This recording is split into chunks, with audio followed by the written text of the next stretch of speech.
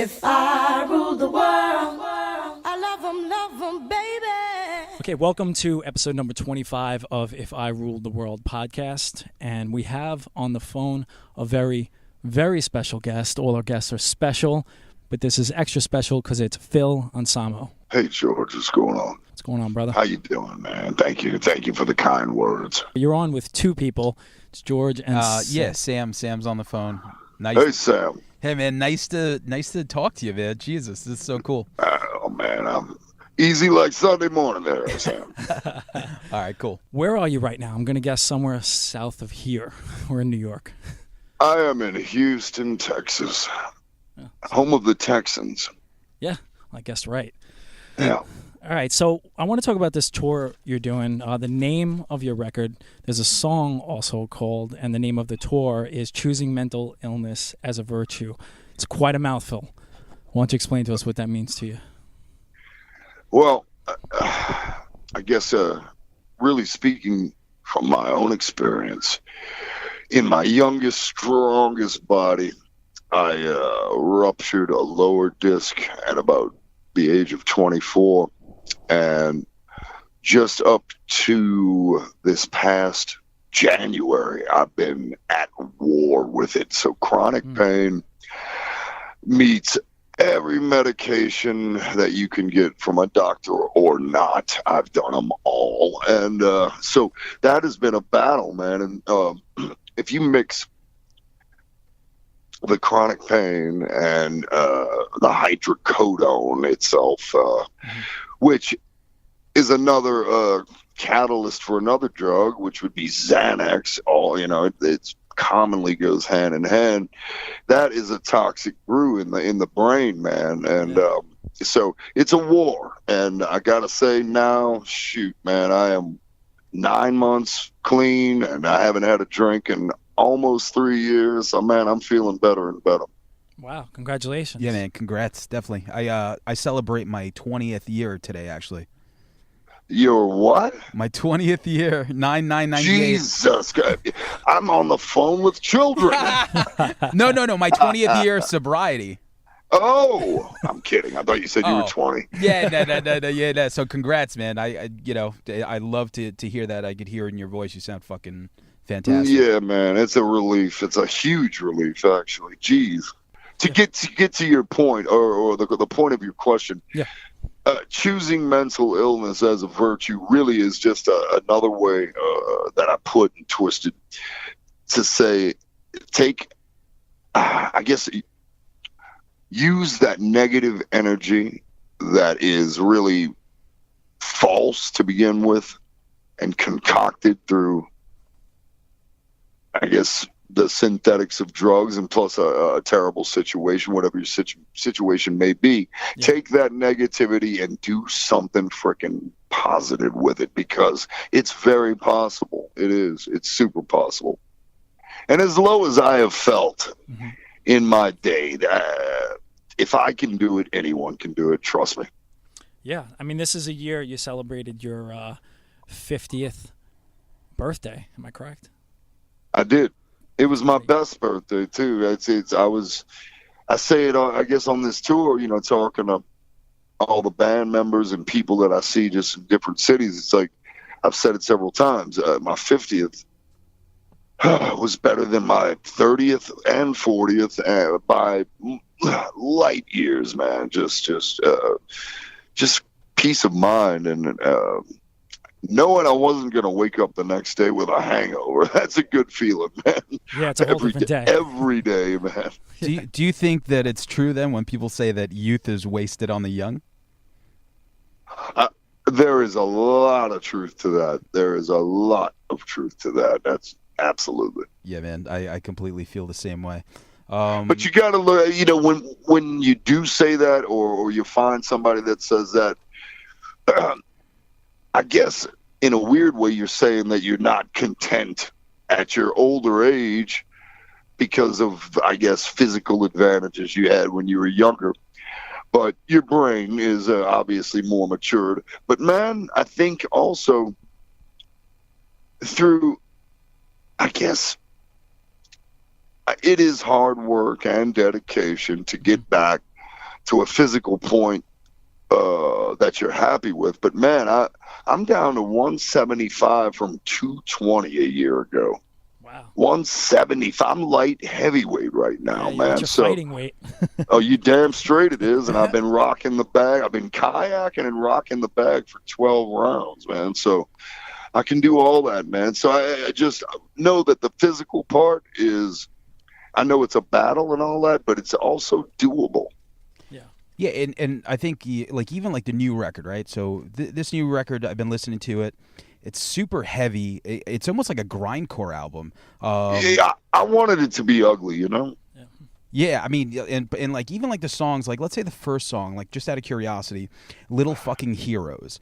So I think it speaks for itself, man. Okay, yeah. We're surrounded by them, you know. Everybody's, I guess, in the internet culture and whatnot, everybody's a fucking expert. Everyone's a fucking know-it-all.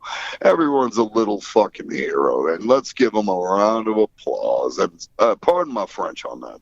No, yeah, absolutely, and like I love when you say, you know, just because you're down with the cause doesn't mean the cause is down with you. Like exactly, yeah. It's like, you know, you see so many virtue signaling fucking fakes out there. It's ridiculous. Yeah, we talk about that a lot, and unfortunately, that's the way it is. But I mean, the record is just great, man. It's angry. I mean, I didn't know how you can go from Scour to something heavier, but it's just, I don't know, just so like different. Like it's a complete. It is.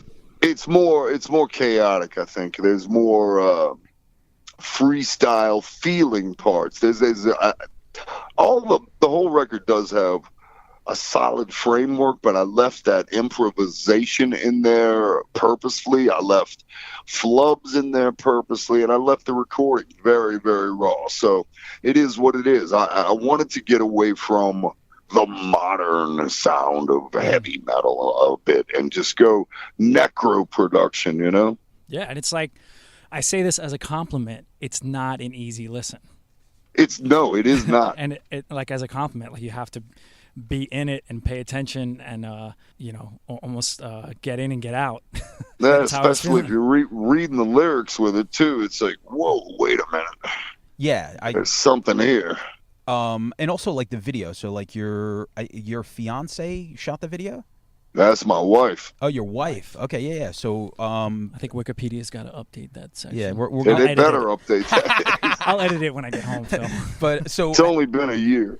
How did that come about? Oh man, you know, we're big fans of film and vintage film and great films.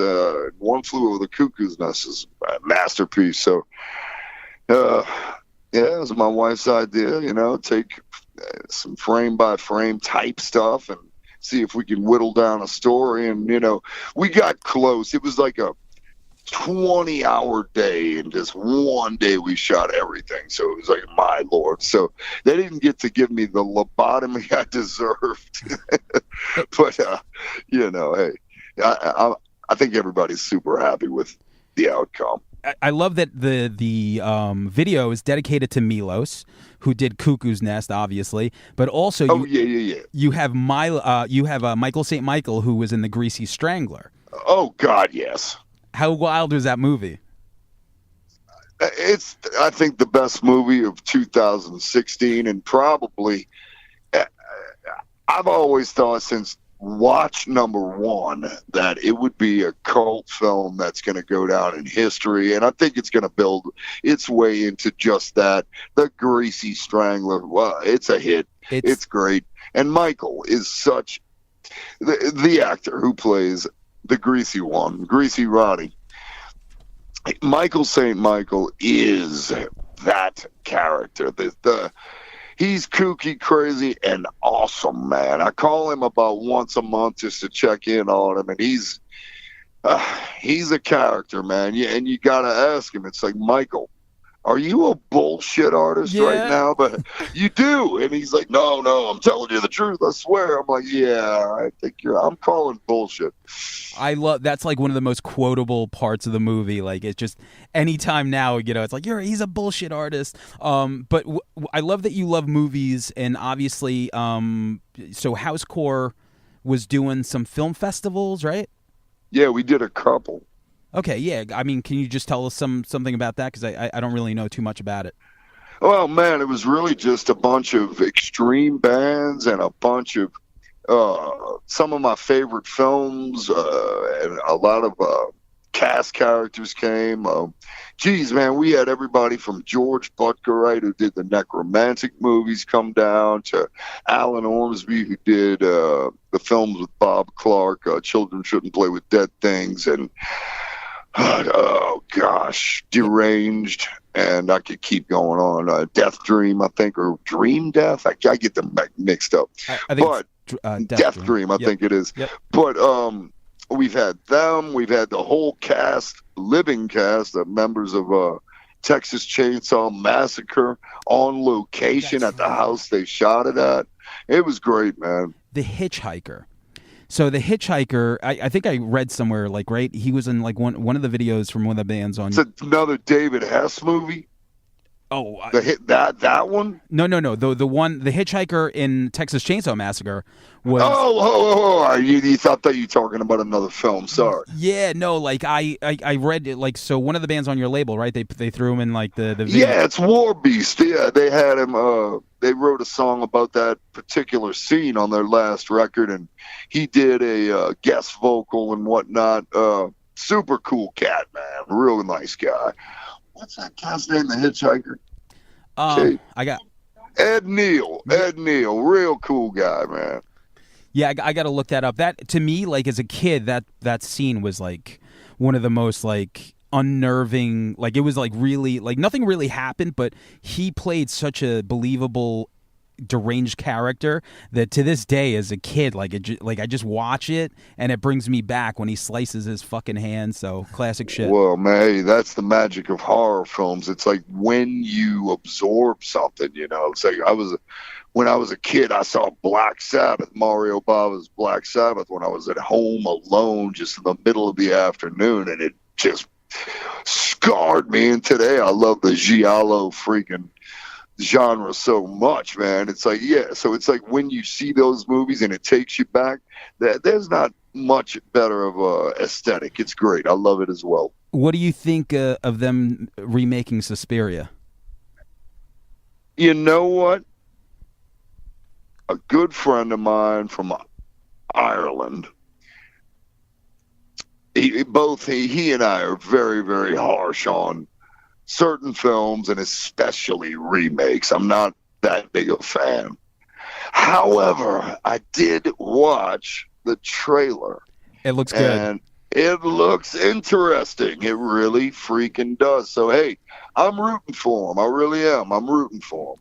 Yeah, I'm with you. Like, you know, I'm always skeptical, but every now and then, like, something reaches me. Like the Maniac remake, I thought was fantastic with Elijah Wood. A lot of people have said that, and to this day, I avoid it for some reason. And you know why? Actually, because I guess the original Maniac really isn't one of my favorite movies. Okay. The slasher theme peaked with Halloween 1 through about 2, 1 and 2, and like the first 3 Friday the 13th, and then it was all back to, instead of gore and slasher stuff, it was more atmosphere and just good storytelling and or bad storytelling, you know, one of the two. Yeah, I'm a huge fan of it. So much so that, like, we're actually throwing an event on Friday with the new film called Terrifier. So that's actually just hit Netflix. So, you know, like, I'm very big into the horror genre. So I wanted to ask you, are you going to do something like the movie festival again?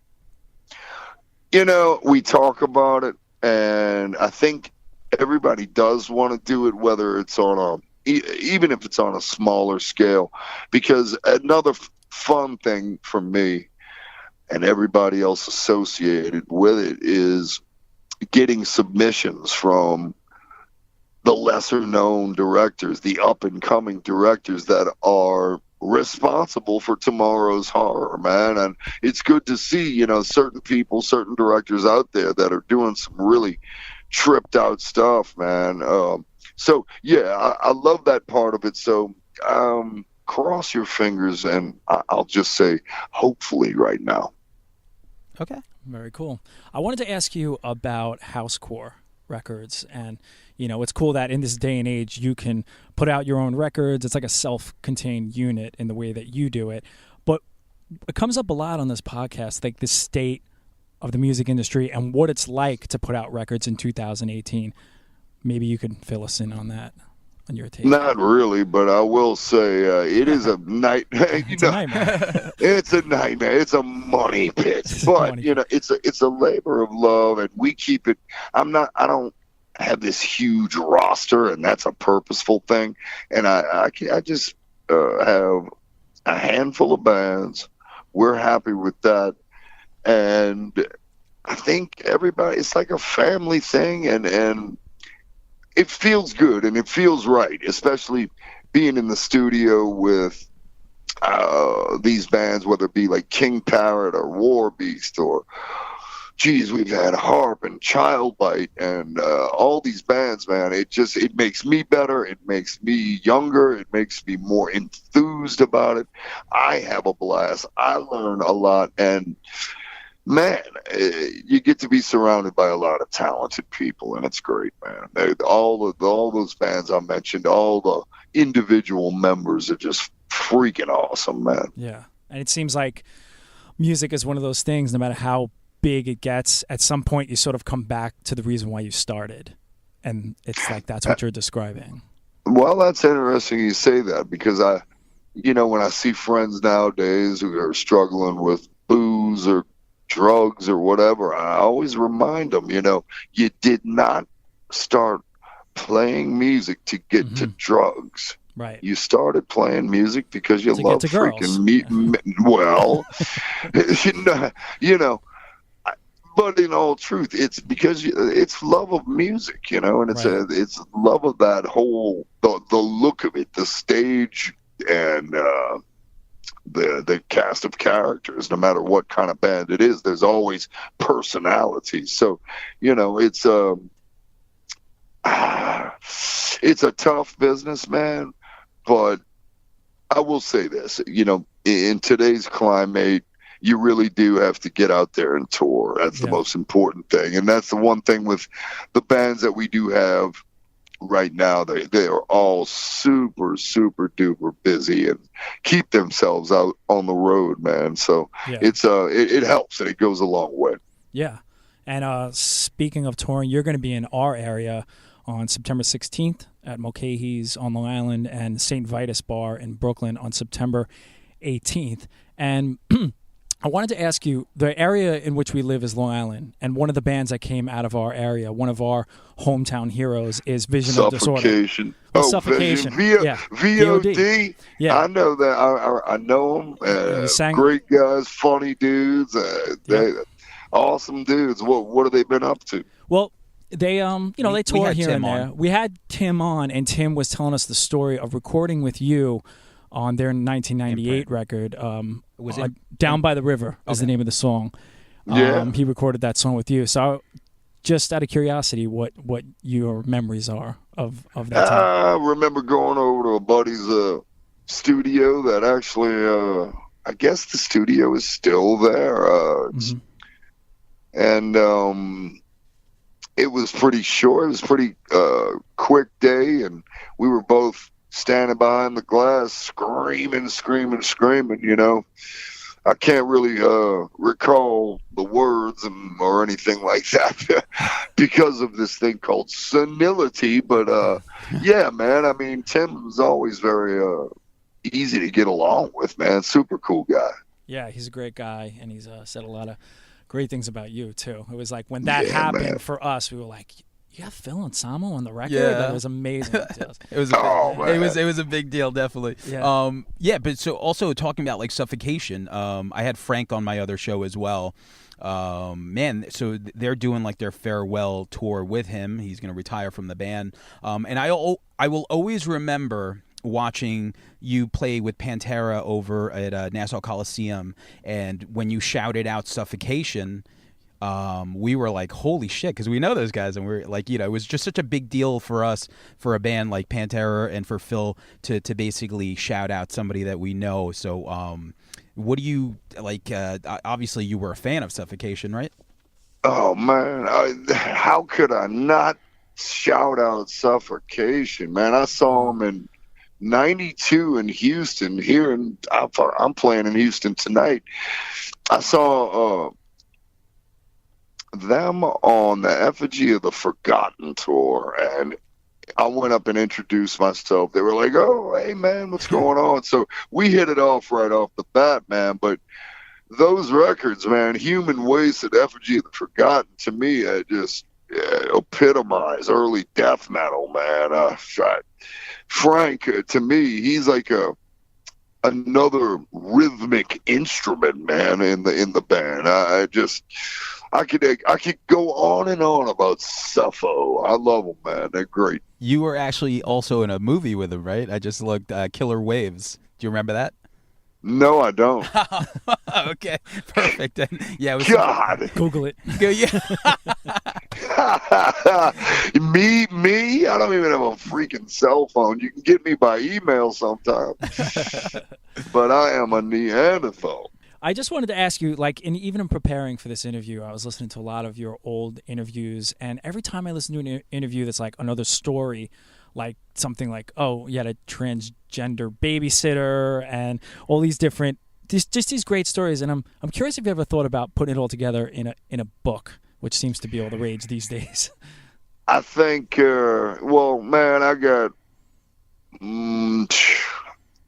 money sitting there, and people want certain publishers want me to put the pen to paper and tell these stories and whatnot. But to me, it would be far more interesting, and I guess just doable, if I could sit back and think of all the great stories from my earliest memories on, and just put them out in like novelettes, short chapters. So, because if I did a really comprehensive book, it would be like the Bible. So, I can't, yeah, man, I can't whittle things down. I'm terrible at it, and I don't want to. People they deserve all the good stuff. So yeah. I'll just say this: if I make it to 60, you hear me there? When you make it to 60, there you go. When I make it to 60, then I might start tip tapping on the you just need a ghostwriter, old grain typewriter. Yeah.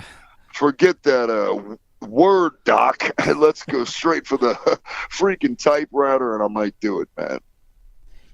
Yeah, real quick. Being from Long Island, like I don't know much about the area that you're from except for what I see from TV. Right. Noisy, Vice Channel did like a 7-part on NOLA. And just like basically just like the whole scene down there. Just wondering what you thought of that 7-part series. I really only saw part of it, so I don't feel qualified much. But to me, it's like I'll just put it like this: there's a whole lot of it that's kind of valid. How you like that answer? I like that answer, definitely. Oh, that's a good one. It just gave us a chance to like see I Hate God, like all these like beginnings and stuff like that. So, oh man, that's a good place to start, man. Great band. Okay, so we're at the last question. Just wanted to, the name of the podcast is If I Ruled the World. So we ask. Well, yeah, If I Rule the World. Yeah. So we ask all our guests, the question. So we ask you today, Phil, if you ruled the world, what would that look like? Oh, man, we could be sitting there for a very long time. But listen, if I ruled the world, I would do my... Well, you see, I guess the point of ruling the world is you get to change it, correct? Absolutely. I would want peace between the nations and people within the nations. I would want happiness, man. I would want no such thing as war. And you know what? This might not be popular, but I would make every gun disappear. I really would. I'm not a gun guy, man. Well, it's your world. Yeah, it's your world. Great answer. Great answer. Definitely going to try to catch you at Mulcahy's or St. Vitus. Can't wait to meet you. Yeah. And man, I love to meet you cats, man. So St. Vitus Bar out there on Long Island, man. Let's do it. Definitely, man. We'll see you over there. And Two different shows I'm talking about. Yeah, there's one Sorry. in Brooklyn, St. Vitus Bar, and the Long Island Yeah, one I is just got yelled at needlessly. So Yeah, Jesus. we know both of them very well, so we know what you were saying. But thank you so much. We'll straighten it in editing. Don't worry about it, Phil. Thank you. No, my thing was I was saying at the St. Vitus Bar and again in Long Island at that other joint. Okay. We will meet. Yeah, Absolutely. man. Absolutely. Yo, lifelong fan, Phil. Thank you so much. Man, that means the world to me, man. Right back at you, because we can't do it alone, man. We can't. It's a back and forth reciprocal thing, man. It is. Where would I be without cats like you? I don't know. I don't know, probably fishing in maybe. Louisiana, probably. That would be my guess. Really? I think so. Fishing. That's an interesting guess. It's a guess. I was thinking of the mellower side of Phil Anselmo. That was my guess. Hey, I go kayaking. I do, actually. It's great. It's good for cardio, good for the arms if you want to, you know. Hey, man. Yeah. How do you think I got down to 170 freaking 5? Yeah, man. Hitting the bag and kayaking, baby. All right, that sounds like a recipe there. All right, so And no booze. No booze. That's the trick, too. no booze on this tour. Y'all are gonna have so much problem with editing this thing. Nah, I easy. do apologize. This is perfect. There's not much to edit. So once again, thank you so much for doing it. All right, cool. See Thanks you again, soon, brother. man. Man, thank y'all so much. I'm giving y'all an e-hug. Yeah, man. New record's amazing. So All right, y'all. Talk soon, man. Talk to you soon. All right, bye. All right, peace. Bye.